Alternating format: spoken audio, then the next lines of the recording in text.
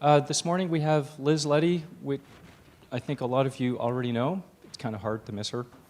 And so she's going to talk to us about 1 hour of your life you will never get back. Unlike Grace, I am here to waste your time this morning. I feel kind of embarrassed, actually, because I saw her most amazing keynote, and she had this wonderful kind of superhero theme, and I was like, God, I just ruined all of my slides. However, I did not properly set up master slides, so the theme is staying, because I copy and pasted this in every page. So instead of promising you some inspiring stories, I'm actually going to talk about what inspires me. And one of the things that inspires me quite a bit is sprinters. And so I'm going to spend this time and talk to you about sprints, sprinting, how you can host sprints, what they mean, and why it's relevant to you even if you're not a developer. And so they actually, despite the fact that the talk says that my name is me talking about myself, which I will gladly do after this, the name of my talk is A Small Group of Thoughtful, Committed People. And this is kind of how I think of sprinters. And the thing that you're going to notice, and I think that if you talk to everybody around here and the people who've been sprinting, so people who actually came here, so that for those that don't know, 3 days ahead of time or more to start sprinting, and have been sprinting through this whole conference and will continue to sprint. And it tends to be like the same group of people coming in, coming out, and these are the people that inspire me to get up here and talk to you about them. Yes. Okay. And there's a wonderful, wonderful quote by Margaret Mead which says, "Never doubt that a small group of thoughtful, committed citizens can change the world, and indeed it's the only thing that ever has." And I think that this is very, very true in Plone, and I hope that you can leave knowing that you can be part of that small group and help us contribute back. And we do work in small groups, and you're starting to see this kind of happen as we have little cliques of people that go, and it's not exclusive or cliques or anything like that. It's just people who get together, are really, really passionate about marketing EDU, for example, and these are the people that really drive everything that happens.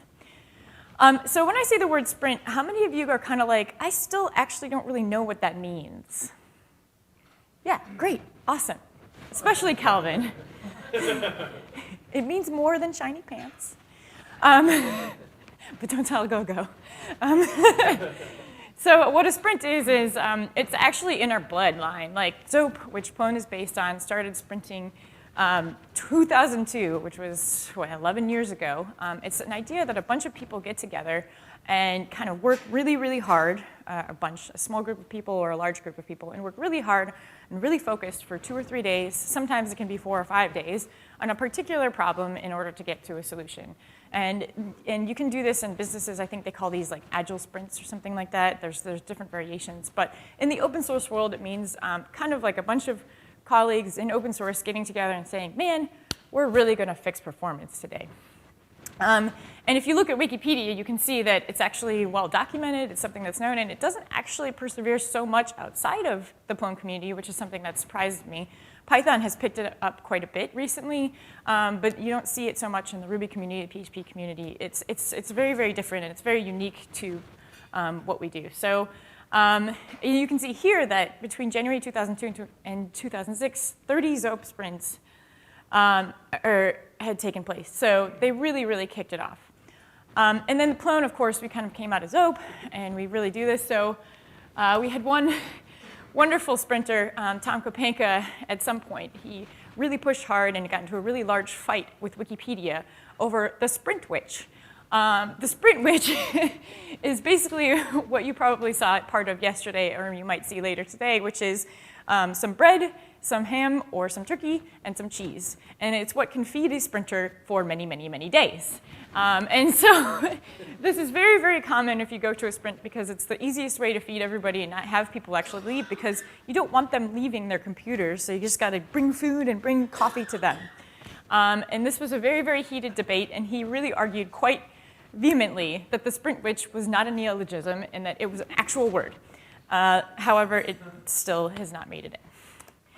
So to show you kind of the history of what's happening, we can kind of see how many sprints we have going on each year. So 2003 is when things were really starting to pick up. 13 sprints a year in 2008, 2007. really trying to get things done. So what I think you see is that as the community gets ready for a really big release, we push really, really hard, and we're like, okay, we know that most things get done when we have people together in a room. And so we're like, let's get together and sprint. So what you see here in 2011, 2012, 2010 is when around the time when Plone 4 came out, and now we're actually starting to ramp up again, and we're really kind of pushing for Plone 5. So obviously 2013 isn't estimated, but we've already had 6 major sprints this year, which is kind of amazing. And I'll talk a little bit more about that and the things that get done. One of the things that's really amazing too, and I'll talk a little bit about sprinters and their motivation as well, is that we sprint everywhere. We're not just gonna go into like at the local coffee shop and sprint. It's kind of one of these things where, for example, Matthew Wilkes, and now this is on film, so you better organize this. He wants to do a security sprint in London, and he's like, I want to go to London. That sounds fantastic. Go to London, hang out with friends. I can write it off on my taxes. You know, it's amazing. So we really, really like to travel and go to places. And what you kind of see here is the darker colors where more sprints are happening now, and the lighter colors where they used to happen. So it not only shows like who's active and who's part of the community, but it kind of shows who is active now and who was active in the past. And I think this is a really accurate representation of where the community is kind of going. Like we see a lot of activity of Plone in South America. We're starting to see South Africa ramp up. Like Slovenia, like, has been hosting lots of sprints, things like that. Things are changing very much in the past 5 years. That being said, we still have a lot of places that have no color on there. So, you know, Libya, I'm in. You know, we really want to go different places, and we always have talks about where we can go. So, in 2013 already, we had the major sprints we had were Munich, Sorrento, Seattle, Cape Town, Barcelona. I think that's it. And tons of things were accomplished. And for those that are non-technical, this might be a little bit, you can kind of close your eyes for a sec, or close your ears, but this has already happened this year. So like we've already talked about, had sprints on removing portal skins, putting multilingual in core, making sure that dexterity content types work and they're smooth. We actually had a whole sprint dedicated to that in Seattle, and I think we had 12 people there. Adding new features like the Plone app toolbar, which is the new editing toolbar, Dico Lite, Plone API, Plone.com, all these things. So we're really spending time, but it's not just on coding. We also tend to focus sprints on documentation. And one of the reasons is because documentation blows. It is awful. And everybody that yells at us all the time, that's like, you guys never document anything. And for the answer to that is really like, you didn't give us enough beer. Because give us a location and enough beer, and we actually will document. But other than that, it's hard. But it's not just documenting code that we've made. It's translating developer documentation. For example, like last year, I was in Brazil, and one of the most amazing things that happened at a sprint is I sat down to try to teach a Brazilian how to do core development, and she was like, I just don't read English that well. Can I translate these documents? And I was like, obviously. Wow, I didn't realize that that was a huge hindrance. So we're starting to actually push onto this and saying, okay, not only do we need to translate end user documentation, but developer documentation as well. So these things only happen because we're together in sprints and in the same room together. And one of the things that's really amazing, besides all the code that gets done and all the bonding that happens, is that we have this thing called communication, right?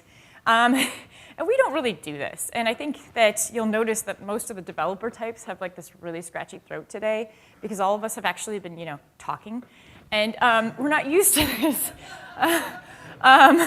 It's like the classic sprint disease, right? It's like, so like even this sprint alone has been really amazing. So a lot of the developers, especially those of us that have been sprinting a long time, we come to sprints and we expect to barely write a line of code because what we're doing is we're talking, we're figuring things out, we're trying to get plans together and do things like produce documents about what Plone 5 is. And this document exists.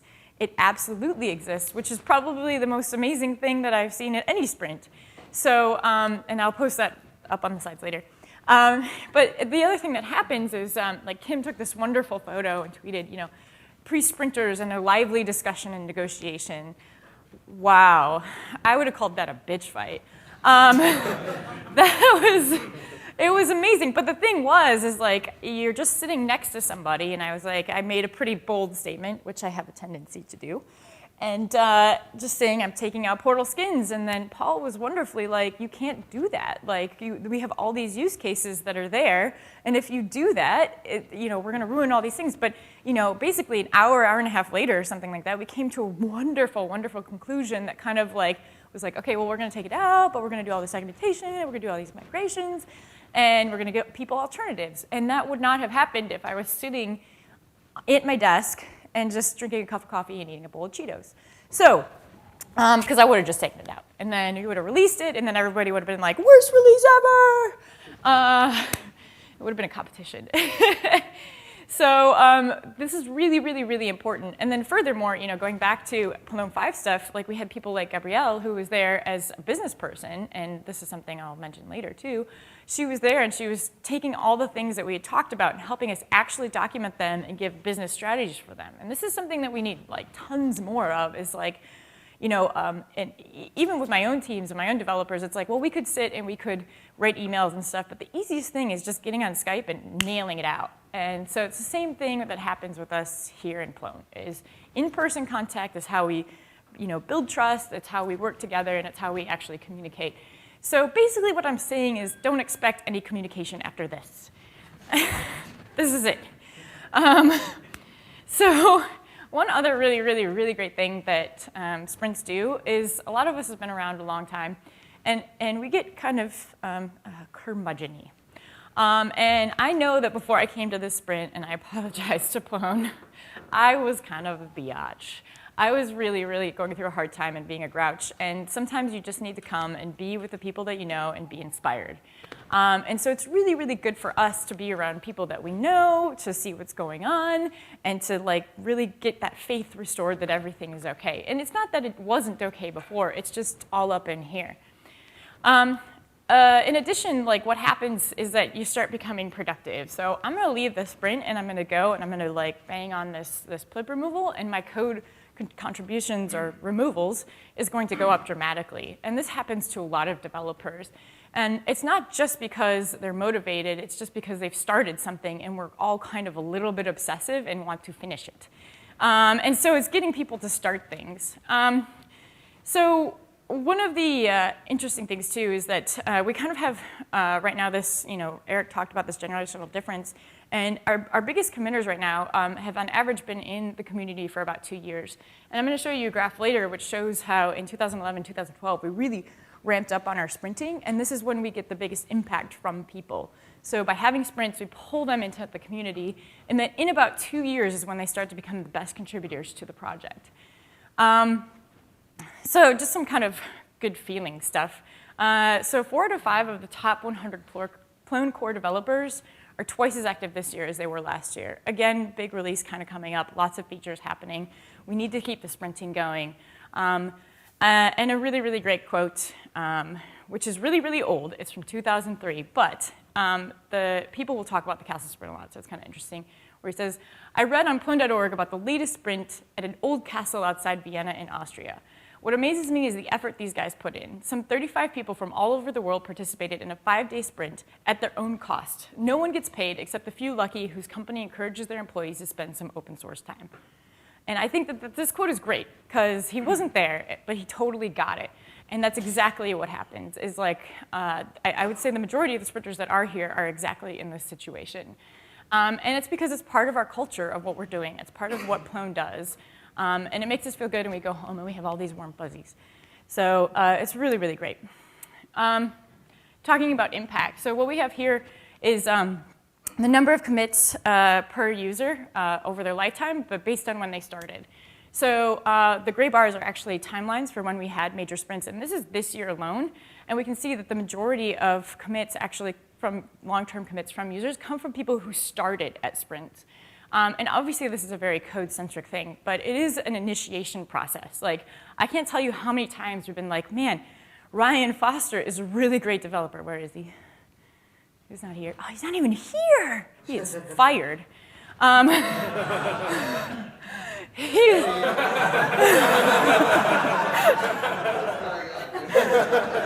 come in.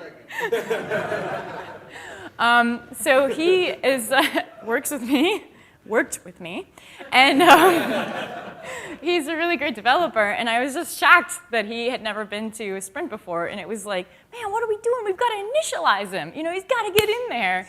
And so it's like some kind of hazing.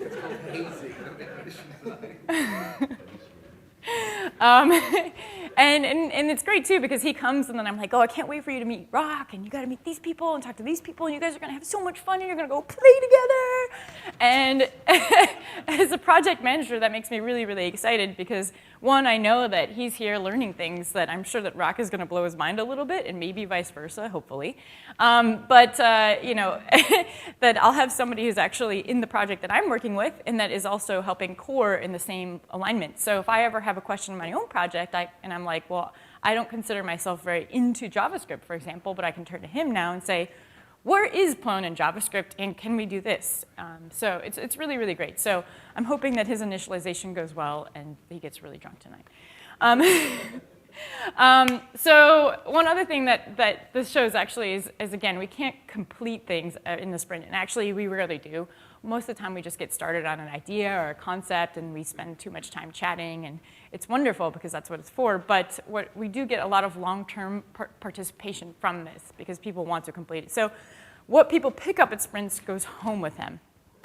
And 2012 was a really, really big year for us. I was looking at stats of sprints for basically since 2003, and it was the biggest year where we had people who started last year are contributing so much more this year. It's kind of a long tail effect, so you can't look short term. It's got to be a little bit long term. So I've been talking a lot about development and development statistics, and we've actually kind of broached this topic quite a bit in the strategic session, is that what happens at sprints is a bunch of developers who know each other are really excited, and we get to go, and we get to meet with each other, and we do all these awesome things. But and if we're lucky, we'll have a documenter, or maybe somebody who knows a little bit about business. You know, it's really, really hard to say. But what we really actually need is the opposite. Like, I would love to see a marketing sprint where everybody who's in marketing, like 10 people, will get together and go to, I don't know, Fiji, you pick your place, and actually does a marketing sprint in the spirit and takes one or two developers to actually translate things for them. At this point in time, that would be one of the most useful things that we could actually do. And we're really going to actually push that this year. So we've had five or six major sprints. We still have room for a lot more, and I'm going to make a big, long pitch on why you should host and do them in a sec. But we're still missing a lot of things. Well, we obviously have Plone 5. We need a marketing sprint. We need a security sprint. Yes! Awesome. Done. Take it off. Plone.com is huge. We really, really need to finish that. It's kind of been this lagging thing that needs to be done. So a nice sprint, you could really, if we could get people in a room for 3 days, it would be done. And then right after that, going on to Plone.org. I mean, Plone.org's been in its current state for many, many years. And for developers, it's a little bit of an eyesore / not very useful thing. You can also roll Plone.com into marketing. Yes. For the camera. He said we can roll Plone.com into the marketing sprint, to which I say heartily yes. So there's several different ways to get involved, right? Because we can't all show up at sprints. We all have families. We have different things or whatever. And I'm going to kind of go over them and give you guys many, many different options. Participating in sprints is really great. You can come, you learn, and I'll talk about all those benefits. You can host them, or you can donate to help us get other people to them. So let's talk about participation. I think that the hardest thing about participation is, especially for a developer, is talking to your boss and trying to explain to them why you should be at a sprint. And once you come to one, it's easy and it becomes obvious. But if you've never been to one and you're like, say a sprint is on a Thursday or you need to take a day off, like here's some really, really great reasons. If you're coding, you actually produce things, which is really, really great. But more importantly, you get to hang out with experts. And this is the type of stuff that people in other industries pay people to train them for. I mean, that's kind of amazing, right? Just show up and you can like learn tons and tons of stuff in one day and you don't have to pay anything. Like, just show up. It's really, really amazing. And it doesn't matter what level you are. Like, I show up all the time and I'm like, wait, where did you get that tool from? And what's that from? And how are you doing this? And what's going on? And I learn something every single time I sprint, whether it be tooling, whether it be a new way to use an API. I learned a sweet piece of TAL syntax earlier, watching David on Unicode handling. Like, you learn something at every single level. And if you are new to coding or you're just a new sprinter, we know that. Everybody who's at a sprint that's a veteran knows that they are there to take care of you and get you excited and passionate. So, you know, watch out a little bit because they'll embrace you and take over you and try to draw you away and there'll be fights. But, you know, don't worry. We're there to indoctrinate you into the culture and to make sure that you get set up. Like, one of the common things that I lead when I go to a sprint is getting core dev build-outs set up. So if you want to do core development, how do you get started? So we all know that. You also get new interactions and you meet people, right? So if you go to your boss, and this is absolutely true, and everybody who's a contractor knows this, but I think that people less in organizations know that if your boss is like, we really need this, and you're like, don't worry, I know the person who wrote it. That's really, really powerful. That's an amazing connection to have, and knowing that if you are really, really stuck, you can directly ask the person and say, hey, I was at this sprint, which is very, very good social capital. I was at this sprint and we met, and I just have like a really important question. They will usually answer. I mean, if they don't, that's very odd. But there's also a ton of energy that comes out of it. It's really, really, I mean, actually, it's kind of the opposite. You go home and you're exhausted. But then you wake up like 2 days later and you're like, woo! So I know that my Saturday, Sunday is meant for sleeping and recovering. But you will definitely get tons and tons of energy. So the use case and additional creativity and new processes, I mean, this is amazing too. It's not just code. It's saying, hey, I heard that Nathan is using Cloudflare, and then I talked to him about it, and we should do this IP thing, and we should do that. Or, for example, going back and being like, so I hear Plone is using Jenkins and continuous integration. Maybe we should consider that for our project, and you should consider that for your project. So, you know, this is the amazing thing that you can go to your boss and you will have a great time. I don't know anybody who says, I regret going to that sprint. Never, never.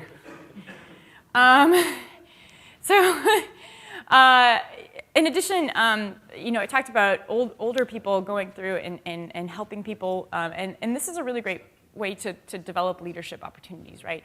So, to develop your ability to lead. We do definitely have people that come to sprints that come out of nowhere and will help people, will direct part of the project, and will lead people to new places. And this is a really, really great, great for you as personal growth as well. If you are a company or a manager or somebody who can actually sponsor a sprinter, and not as in like pay somebody, I mean as in send somebody from your own organization, it's kind of the same thing, right? You're gonna get everything that sprinter and learned and met and everything they knew, and it's gonna come back to your organization. As I'm kind of gone more into a project manager role myself, I am extremely avid about sprinting. Like, I wouldn't bring anybody on, and actually I was like, oh, I can't believe Ryan's never been to a sprint. That's embarrassing. So I think that every company should have that opinion, you know? Like, they should be pushing their employees out because that's free training. That's like, that is like something, it's not just training, it's expertise, it's people that are not gonna leave your organization to go work on Django, all right? So that's kind of a big deal. Like, that can be hard these days, and I'm from the Bay Area, so, you know, the fight for Python developers is intense. And so I really am passionate about that myself, and I encourage you to be as well.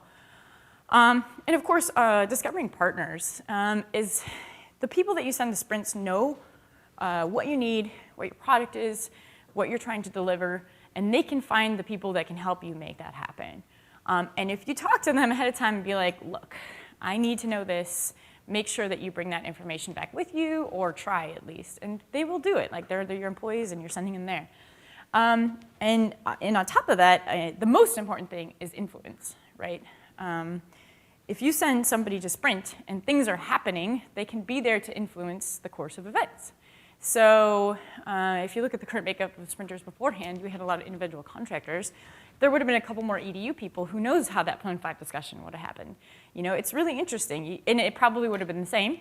But a lot of things happen at these events. Like at Plone.org, we used to have a sprint in Bodega Bay in California on Plone.org, and well, we went a little crazy the last time, or was it 2 times ago, where we restarted Plone.org? I don't know, every 5 minutes for a long time, and kind of got in trouble. But there was nobody there to be responsible and be like, hey, this is actually really important to our business. It was just a bunch of us that were like, Plone.org is something that exists. So the ability to influence what happens in Plone, not just in the code, but in the community and the business processes, is why you send people there. And it's really, really important. If you are thinking about hosting a sprint, which I definitely encourage, and I'll talk about that more, you get to kind of set things the way you want to. So this is a symposium, so the topics of sprints are a little bit looser. But say that you have an idea and you're like, you know, I really, really need a better login solution. The login code is just crap. And you know, I've got 3 people working for me, but we really need 10 people. And we have an awesome office. We have Wi-Fi and coffee. And you can just say, let's have this sprint. There's a really good chance that people have the same exact thing as you do, and they're just going to send their people there. Or the people are going to go themselves and say, yeah, let's work on it. That's a great idea. Plus, I get to hang out with my friends. So you get to progress on a topic that's dear to your heart. You know, don't host a sprint on something you don't care about. If you don't care about internationalization in the US, don't host an internationalization sprint. Host some sprint that's passionate for you. And then you're going to bring in the experts that you need, and I'll talk a little bit about how that works. So your organization itself, whoever's hosting, or your company, is going to have experts there on site that you can ask questions, and you can like glean knowledge from them, and then they're going to train up people within your organization as well. Recruiting new talent. So I don't think it's so much here, but I know that San Francisco is really ripe for poaching right now. So that's an understatement. But you can have sprints and actually find people that you might want to hire. So finding Plone people can be really difficult, actually. And if you get them, and if you send them emails, just like everybody on LinkedIn, or if you're just in the generic recruiting thing, you're not going to find people. But if you can walk up to them face to face and be like, have I got an opportunity for you? Which always works. But you can actually talk to them, and they know that you're at the sprint and that you care. And that's a really good start. So you find really, really good developers that way. And in fact, I don't think I would be very, very skeptical to hire somebody who I hadn't met at a sprint. Because it's a level of passion that you're always going to get. Furthermore, in your organization, man, I have a lot to say on this. In your organization, if you are investing in Plone, especially like, for example, university, it better not go away in a couple years, because otherwise it kind of looks bad on you, right? You want this project itself to last. Mm-hmm. It's good for you, it's good for your organization, it's just better that it sticks around. And the more sprints we have, and the more you bring this culture into your organization, the longer it will naturally stick around. And furthermore, you need to support the local economy. Would Kelly's exist in the summer without Plone? I submit that it would not. They are going to have a really, really great week. So I just want to talk a little bit about what you can do to become a host. So I know a lot of you have come from everywhere, and you know, like I said, it's not just development, it's marketing, it's whatever you're passionate about, and it's actually pretty simple. So it's a very, very simple process, and here's kind of the overall. The first thing is to pick your topic. What are you excited about? Like, here's a variety of things that you can actually host if you're not really sure. You can have a wide open sprint, which is like, just come and sprint and hang out. But that tends to be less productive because people segment too much, and you really want a good core group of people. The C-Sprint last year was a really excellent example of specifically saying, we want to work on Deco Light, and Toolbar, and we're going to get the right people there, and picking that topic and sticking to it was really, really effective. So you kind of pick what you want and what you want to go on. Picking a location is also kind of key. The the main thing is the cost to arrive and stay. So thinking about who would come to your sprint and how much it's going to cost for them. So this is really great. Kim gave us this wonderful dormitory option here, and where it's very, very cheap for us to stay for a long time, and especially for those of us that are consultants, where we're here and we're not making money, we're not billing, and so we really just kind of want a place to crash. So having a good place to stay and keeping the cost to ride there down is important. So even if your physical location might not be the best place to have the sprint, and it's just something to think about. The intrigue of location is huge. Including timing as well. So I was really bummed because I really wanted to go to the end of the world sprint, which was proposed. But it just so happened that the Mayans were not aware that the end of the world was right around Christmas. And I think that's very rude of them. But family isn't going to let you go. I mean, it would have been awesome, but how long was it to get there? It was like 36 hours. There was like a 17-hour train ride. It was crazy. And I still want to go. I just couldn't go at that time. So, thinking about things like when is the International Plone Conference, which is going to have big sprints afterwards, what sprints are already happening. Kind of a hint is that summer is a lull time. We need sprints for summer. So then basically starting after the conference, they'll pick back up again until February, and then we kind of have a lull. It's very, very cyclical. So now is a very, very good time to actually host sprints. And you might actually focus on a local sprint. You might not bring people in from international, so don't feel like you have to, but usually you do. If you have things like free resources such as a place to stay, like this university was gracious to host this conference, that makes a big difference because you're not going to pay a ton of money. Hosting a lot of people and providing Wi-Fi and coffee can cost money, which we'll talk about later.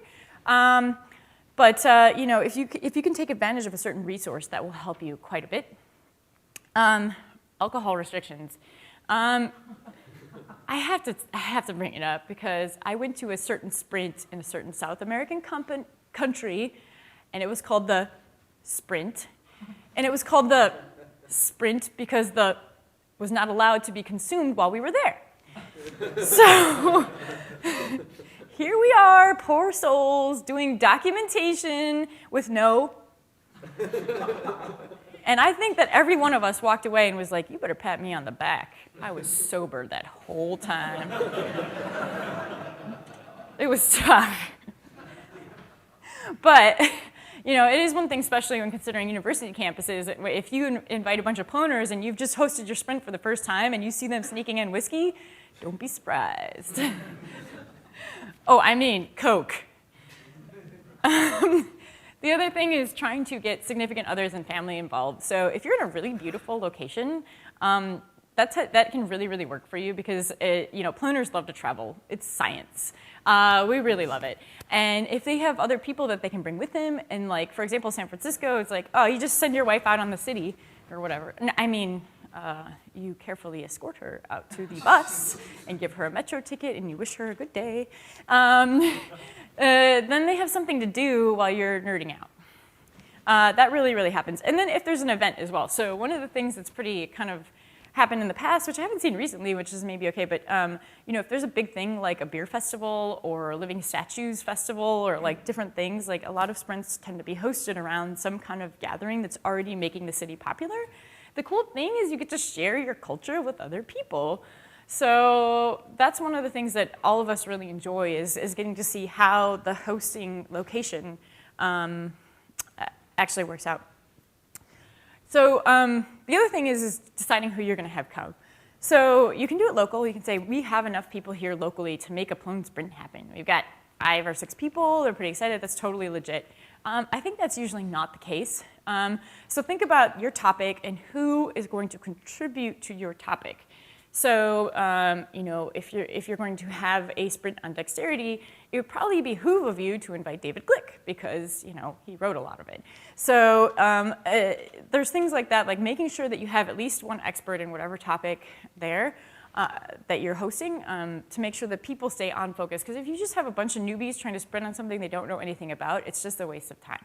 Well, besides hanging out with each other, but it really doesn't become a productive sprint. And part of the the good vibes that come from a sprint is actually being productive. So making sure that you have the right people there, kind of think of your dream team and then realize that maybe, 2 or 3 of those people might make it, and put them together and then think about who you have and the people that you know will come that are local, and just kind of thinking about that.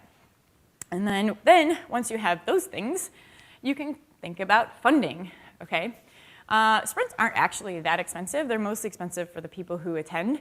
But you can sponsor the sprint. Like, say you have to buy a space, you can be like, we're going to pay for the space, the food, and the coffee, and for 2 plane tickets, for example. Your company could sponsor that. I think that this doesn't really happen, but it's absolutely an option, and it's not even that much money. But nonetheless, you can do that. You have to consider that sprinters who come who are individuals are actually taking quite a hit when they come. They're not billing in this time, and usually it cuts into their vacation time. So a lot of us, like myself, for example, I take 1-week vacations every year because I spend all my other time that I could be vacationing at sprints, which is great. It's totally fine. I love it. But it is something to think about, like, I'm not going to go to a sprint that I don't really, really care about. And to think about that. So a lot of times, too, what the sprinter will do is do a chip-in, which is no longer exists. It's something else, but I think you can still use the word chip-in and people know, where they just say, I really, really want to go to the sprint. There's like, for example, Doman wanted to go do a tiny MCE sprint, put up a chip-in, and people paid for his plane ride to go. So money can come from several companies. It can come from the sprinters. It can come from people. But there's more. It can also come from the Plone Foundation. And we, this year, we're actually pretty adamant about saying we want to spend money on getting sprints together. And by spend money on sprints, we mean as in getting the right people at the right sprints at the right time. Easier said than done. But traditionally, we haven't been doing that. And so it's kind of us getting the word out about what we're doing. And so the 5 sprints that we've had this year, we've paid for certain people to show up, or in certain places it'll be like, okay, we want to sprint at a house in Seattle, so we'll pay for a portion of the house, things like that. So we have 3 different kinds of sprints. We have strategic sprints, which are basically giant sprints that are hoping to push forward a giant portion of Plone. This would be things in the finishing up Plone app toolbar, for example, certain specific code things. I'm going to say that marketing sprint would actually fall right under that. If we could get a really giant marketing sprint together, I have no doubt that the Plone Foundation board would be like 2 very enthusiastic thumbs up. And that money can go to parts of plane tickets, but it can also go to saying, we want to have a strategic sprint in this awesome location. We're going to get a house. Everybody's going to stay in this rental house, and then we'll pay for the rental house. That's kind of the idealist part, is that everybody kind of benefits equally. So we have 3 left of those this year, if I looked at the spreadsheet correctly, which is a decent amount, right? So we basically want to have 3 major strategic sprints before the end of the year. That's a lot of work. And we can't hold them. We actually can only ask you to host them. So please consider hosting a major strategic sprint. And there was the topics we talked about earlier, and maybe you can vouch for something else. In addition, we have small strategic sprints.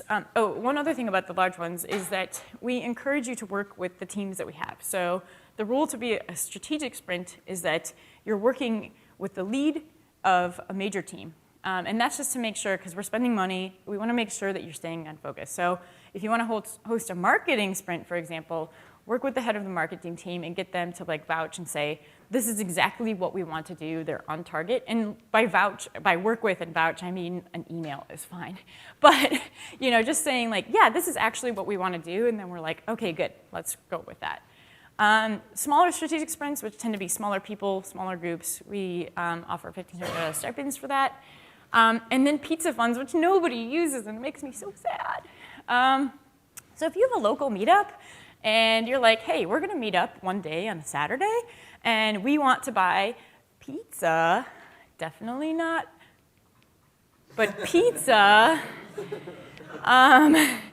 for everybody, and we're going to fix this widget. Let us know.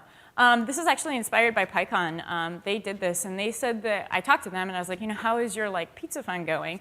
And they're like, well, it's okay. Actually, people aren't using it at all. And I was like, can I have some? And they're like, sure. and they gave me $300. So yeah, I think we're kind of, we had 15 pizza funds set aside. We've only used one. We're halfway through the year. So if you have a local community sprint or a meetup or something like that, and you can say, we're going to get together for a day and we're going to work on this, let us buy you pizza. Just keep the receipts. The other thing that can happen to sprints is you do have to actually get the word out quite a bit, right? So if you don't have the local people and you don't know how many people are going to happen, make sure that you're getting on the dev list, you're getting on the users list, you're posting, you put an event on Plone.org, you're posting on Twitter, you look to local colleges, like just getting the word out is one of the things that I think we do the worst about the sprints. Because you could have so many more people that are interested in doing so many more things. And most importantly is do not forget how awesome the personal invite is. So we kind of live in this world where we just want to push data to everybody, and if they're interested, they'll pick it up, but that's not really the case. So if you're not seeing the response that you wanted for a sprint, get on IRC, get on your chat client and be like, hey, I'm hosting a sprint. Would you be interested? And you'd be surprised how many people are like, yeah, I'll think about it.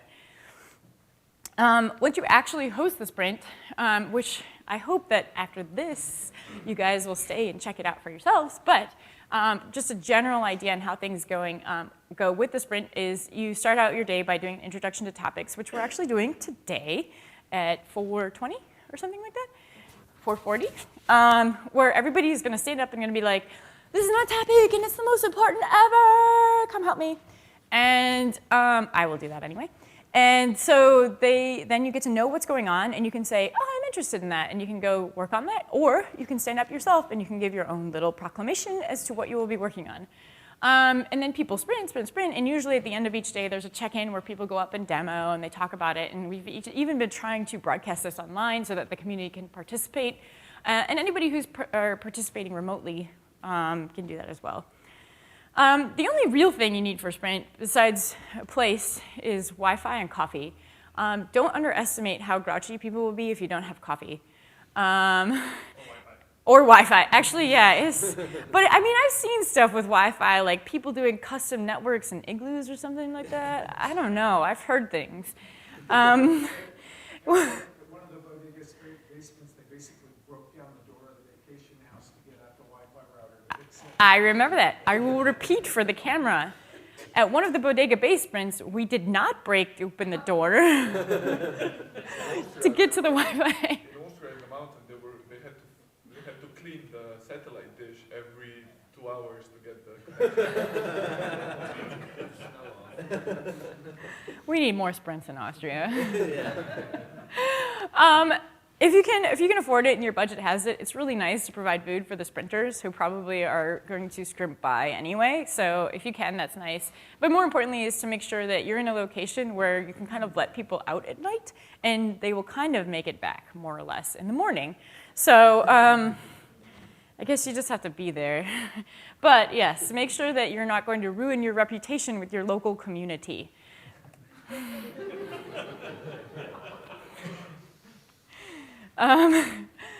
Arnhem was a great sport. And then, of course, when you're done with the sprint, make sure you follow up.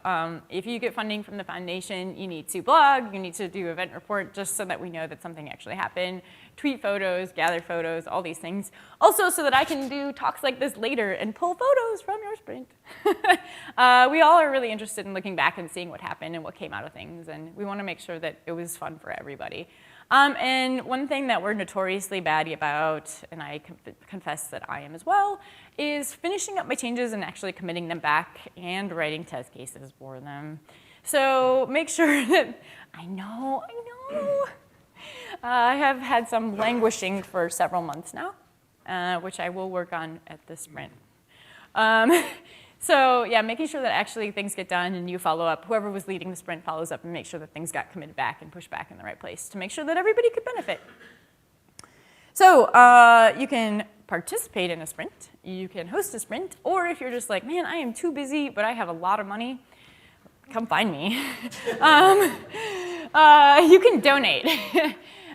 So the board is actually here to help Plone happen, and I talked a little bit about what was happening and what we're doing.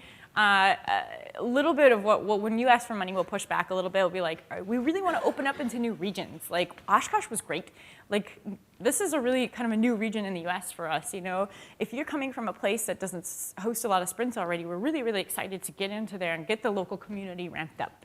And the other thing that we want to do is we want to make sure that we have people paired up with the right experts. So if we have a sprint in a place where there's a lot of established people already, we want to pull in new people from India, or we want to pull them in so that they can come to a new location and get paired up with an expert. But if the location is new, then we want to spend people who are expert sprinters and expert Plone people over there. So we're kind of really, really encouraging and focusing on saying, well, if you say, well, I want to have a sprint and I want to pay for these 3 people to come, well, at least ask for one of them to be an up-and-coming person who is extremely talented, who needs to be introduced to the community. And then we want to raise money to do this. So that's where the donation comes in, and so that they can go back. And so we want to support people to make Plone happen. And I think that this has been kind of my tirade for this year, of many, I guess, is to get sprints happening this year. And it's really, really, really been great. All the statistics show that we're being extremely successful and that commits are up, participation is up, everything is like on a really good slide. So I really want to keep this going.